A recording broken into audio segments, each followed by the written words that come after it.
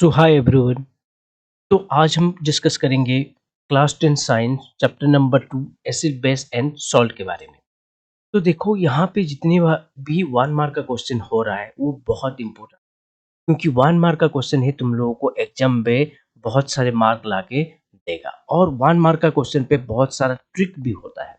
तो इन सब क्वेश्चन को देख के आज हम एसिड बेस एंड सॉल्ट में जितने भी सारे मल्टीपल चॉइस क्वेश्चन हो गया या 1 वर्ड क्वेश्चन हो गया उन सबको यहाँ पे कवर। फर्स्ट क्वेश्चन है, why curds and other sour substance are not kept in copper and brass utensil. नहीं, हमने देखा है कॉपर एंड ब्रास यूटेंसिल पे ज्यादातर हमारा एसिड एंड सोर सब्सटेंस को नहीं रखा जाता। तो यहाँ पे जो सोर है ये एक्चुअली क्या है कि नहीं, एसिड है। और हमने इस चैप्टर में पढ़ा है कि नहीं, एसिड के साथ अगर मेटल्स का कॉन्ट्रैक्ट आता है तो वहां पे उसी का कॉरेस्पॉन्डिंग सॉल्ट रिलीज होता है। अगर कॉरेस्पॉन्डिंग सॉल्ट रिलीज होता है तो यहाँ पे कॉपर एंड ब्रास का जो सॉल्ट रिलीज होता है वो ज्यादातर हमारा पॉइजनस होता है। तो पॉइजनस चीज के लिए ही हम इसको नहीं रख सकते ब्रास एंड कॉपर यूटेंसिल पे सोर्स चीज को, क्योंकि वहां पे पॉइजनस चीज। तो second question is, what should be the colour of red litmus in A solution of sodium carbonate. तो देखो हमने सोडियम कार्बोनेट किसी जगह पे लिया, उसी सोडियम कार्बोनेट को हम क्या करेंगे, अगर रेड लिटमस पेपर में डिप करते हैं तो उसका कलर जो है वो क्या होगा। यानी सोडियम कार्बोनेट देखो ये कंप्लीटली एक क्या है, बेस है। और बेस जब रेड लिटमस पेपर के कंट्रैक्ट में आता है वो चेंज हो जाता है ब्लू पे। तो इसका आंसर है blue. Third question is, what is plaster of Paris chemically. Chemical name क्या है प्लास्टर ऑफ पेरिस का। प्लास्टर ऑफ पेरिस का जो केमिकल नेम है कैल्शियम सल्फेट हेमीहाइड्रेट है। तो कैल्शियम सल्फेट हेमीहाइड्रेट को अगर हम इक्वेशन पे लिखेंगे और उसका केमिकल नेम अगर लिखेंगे तो कैल्शियम सल्फेट होता है CaSO4। तो CaSO4 डॉट हेमीहाइड्रेट दिया है। हेमीहाइड्रेट मतलब हाफ वाटर है, half H2O।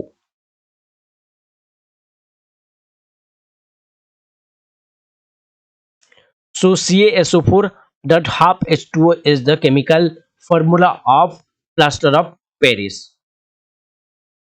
Next is question number 4. Question number 4 दिया है, what is the baking soda chemically. Chemical name क्या है बेकिंग सोडा का। तो बेकिंग सोडा का जो केमिकल नेम होता है सोडियम हाइड्रोजन कार्बोनेट।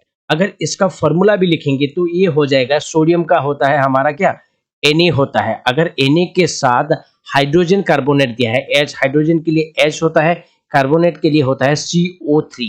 तो NaHCO3 is the correct formula of baking soda, that is sodium hydrogen carbonate.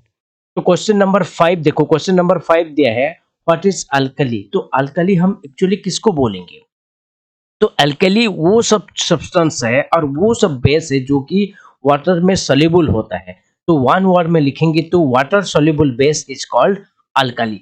तो फॉर्मूला अगर एग्जांपल इसका लेते हैं तो कौन सा वाला ऐसा बेस है जो कि वाटर में सॉल्युबल होता है, वो है हमारा बेकिंग सोडा। तो बेकिंग सोडा को अगर हम वाटर में सॉल्युबल करेंगे तो वो वाटर में आराम से सॉल्युबल हो जाता है, क्योंकि हमने बहुत बार घर पे भी यूज करते हैं कि नहीं बेकिंग सोडा को। Next is question number 6। तो क्वेश्चन नंबर 6 दिया है, व्हाट इज कंसंट्रेटेड एसिड।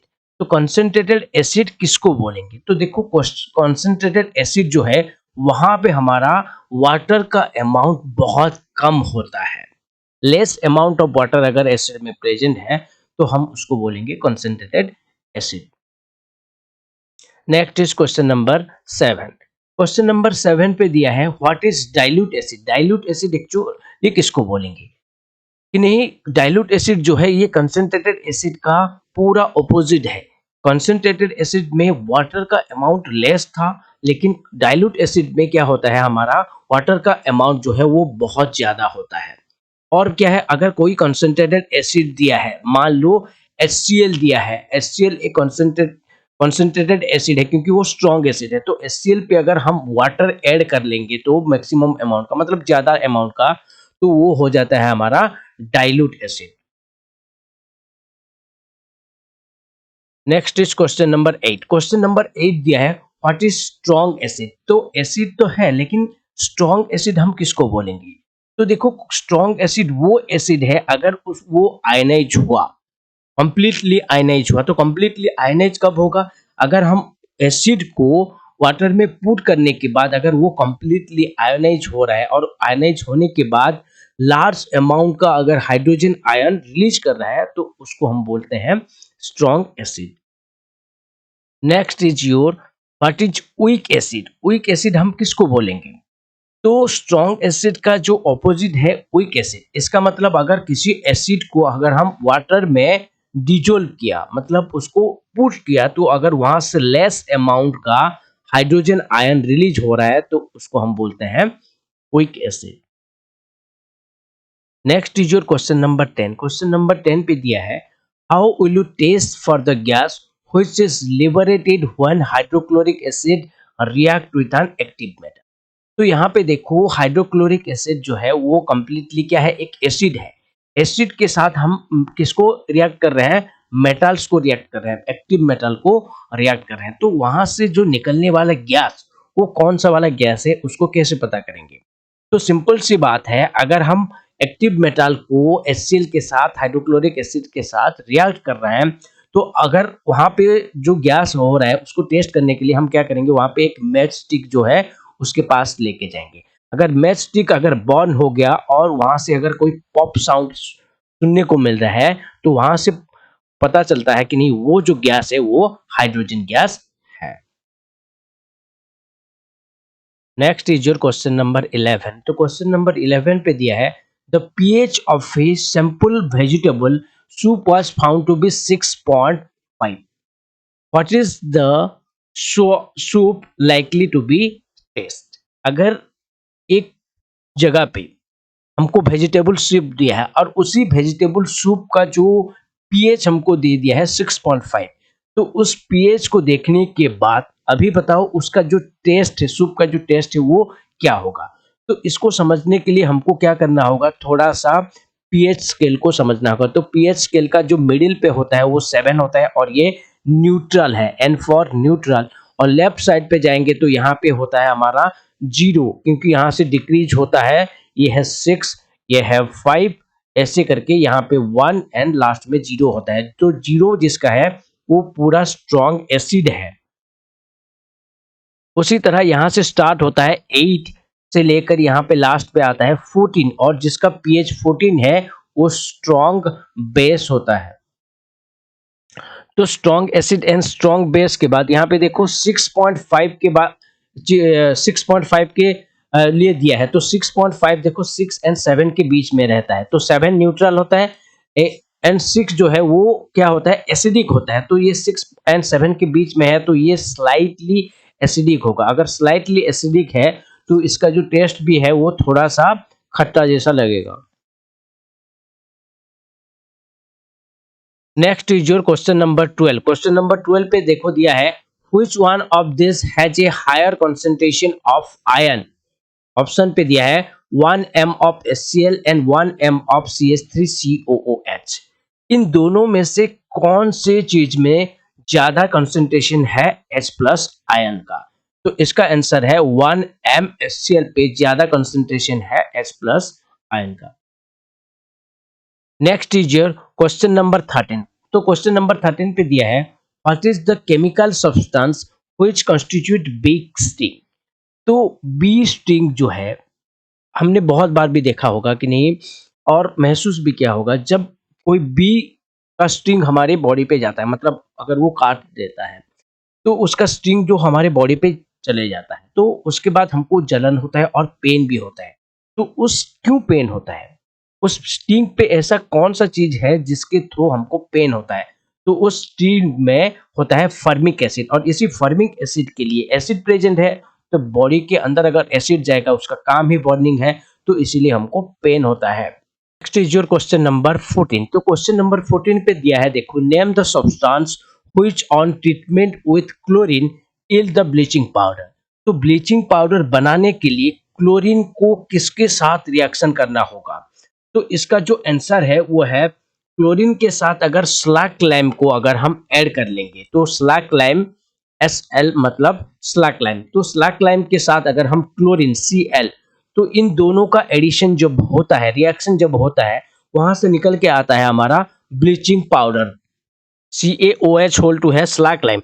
इसके साथ हम ऐड कर रहे हैं क्लोरीन को, तो CaOH whole two plus Cl, तो ये निकल के आएगा CaOCl2, क्योंकि यहाँ पे रिएक्शन हुआ है तो हम जरूर यहाँ से निकल के आएगा CaOCl2, और उसके साथ क्या निकल के आएगा कि नहीं, वाटर भी रिलीज होता है।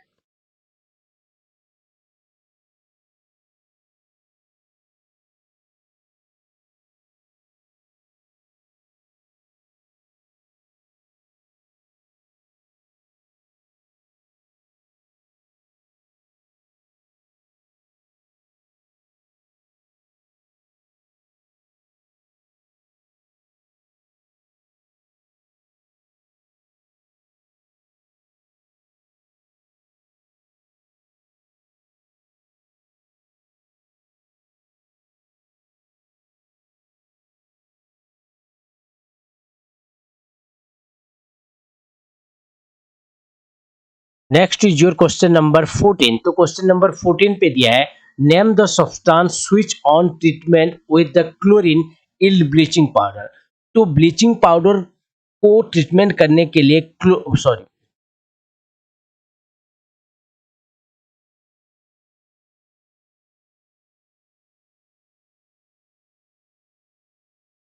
Next is your question number 14। तो क्वेश्चन नंबर 14 पे दिया है, देखो, name the substance which on treatment with chlorine yield the bleaching powder. तो ब्लीचिंग पाउडर बनाने के लिए क्लोरीन को किसके साथ रिएक्शन करना होगा?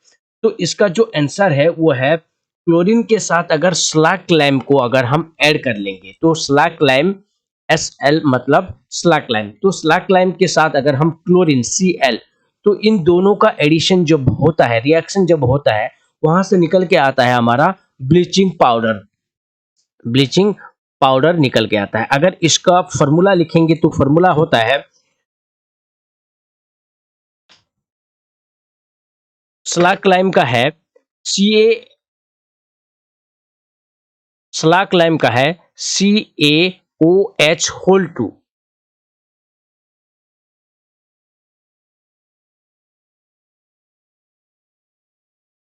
CaOH होल टू है स्लैक लाइम। इसके साथ हम ऐड कर रहे हैं क्लोरीन को, तो CaOH whole two plus Cl, तो ये निकल के आएगा CaOCl2, क्योंकि यहाँ पे रिएक्शन हुआ है तो हम जरूर यहाँ से निकल के आएगा CaOCl2, और उसके साथ क्या निकल के आएगा कि नहीं, वाटर भी रिलीज होता है।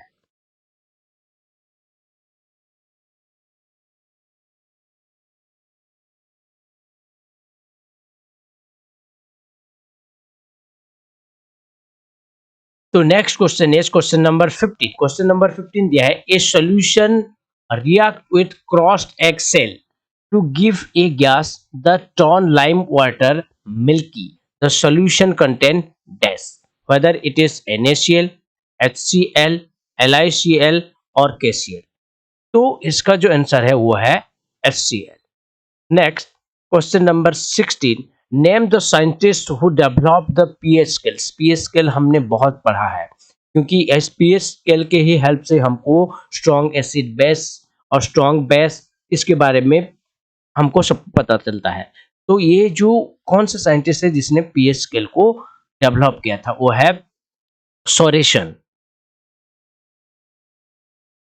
क्वेश्चन नंबर 17 आ गया, तो क्वेश्चन नंबर 17 पे दिया है, fresh milk has a pH of 6, when it changes into curd will its pH value increase or decrease and why। तो देखो, pH जो मिल्क का pH दिया है वो है 6 दिया है। अगर ये कर्ड में कन्वर्ट हुआ, इसका pH जो है वो इंक्रीज होगा या डिक्रीज होगा बोल रहा है। तो फ्रेश मिल्क से जब कर्ड में कन्वर्ट होता है, तो फ्रेश मिल्क कुछ डिफरेंट चीज है, लेकिन कर्ड में कन्वर्ट होने के बाद कर्ड होता है हमारा एसिड। तो एसिड जब फॉर्मेशन होता है, इसका पीएच जो है क्या होगा, ऑब्वियसली 6 से डिक्रीज होगा, आइदर ये 5-4 कुछ भी हो सकता है, तो इसका पीएच है डिक्रीज होगा। तो answer is decrease the pH value. Next is question number 18। Question number 18 दिया है, right one use of sodium hydroxide. तो सोडियम हाइड्रोक्साइड को कहाँ पे हम यूज करेंगे? बहुत जगह पे यूज कर सकते हैं, तो इसका एक यूज दे दो। तो एक यूज है, इसको हम कहाँ पे, सोप मैन्युफैक्चरिंग पे यूज कर सकते हैं, और हमारा पेपर मैन्युफैक्चरिंग पे यूज कर सकते हैं, और डिटर्जेंट मैन्युफैक्चरिंग पे भी ये यूज होता है। Next question number 19 is right one use of chlorine.